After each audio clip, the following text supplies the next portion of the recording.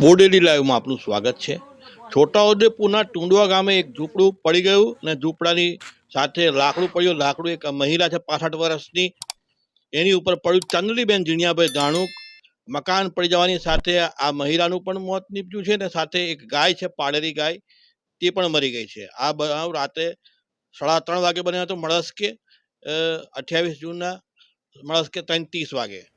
પોલીસમાં પણ જાણ કરવામાં આવી છે અને વરસાદ ભારે પડતો હતો તે દરમિયાનમાં કુદરતી આફતને લીધે આ મહિલાનું મોત નીપજ્યું છે।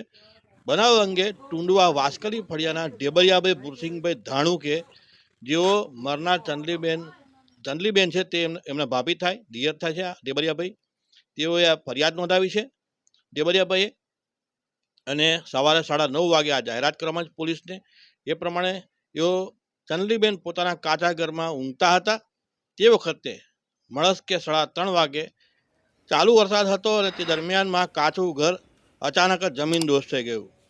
જે વખતે આ મકાન જમીનદોસ્ત થયું તે વખતે ચંદલીબેન ઘરમાંથી બહાર નીકળવા પણ જતા હતા, પરંતુ તેઓ બહાર નીકળે પહેલાં જ આ મકાન છે તે ભોંય ભેગું થઈ ગયું હતું।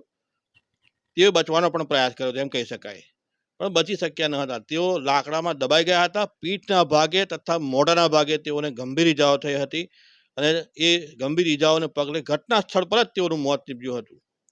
તે સાથે ઢેબરિયાભાઈની પાળેલી ગાય છે તે પણ આ જે ઘટના છે તેમાં મોતને ભેટી હતી અને 2 જીવો આ એક ઘટનામાં ગયા હતા।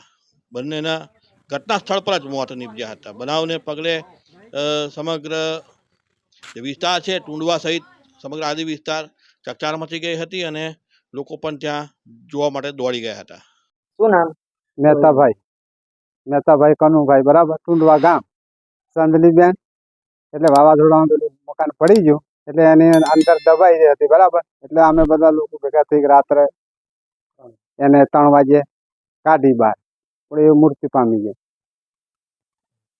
પછી એને અંદર કઢાઈ ગયેલી, બરાબર, એને બહાર કાઢીને પછી ટ્રેક્ટરમાં નાખીને પીએમ કરવા માટે અમે છોટાઉદેપુર લાયા। શું નામ તમારું? મહેતાભાઈ। મકાન પડી ગયું વાવાઝોડાની અંદર। રાતે 3 વાગે અમે કાઢ્યું, એને લાશને કાઢ્યું બાયણે, અને એને મૃત્યુ પામી ગયું। અને પછી અમે પીએમ કરાવવા માટે છોટાઉદેપુર તાલુકા લાવ્યા છે। મરનારનું નામ શું? ચંદલીબેન, અંદાજે ઉંમર કેટલી? અને 60 થી 65 વર્ષ છે। હરમાને હો સાહેબ।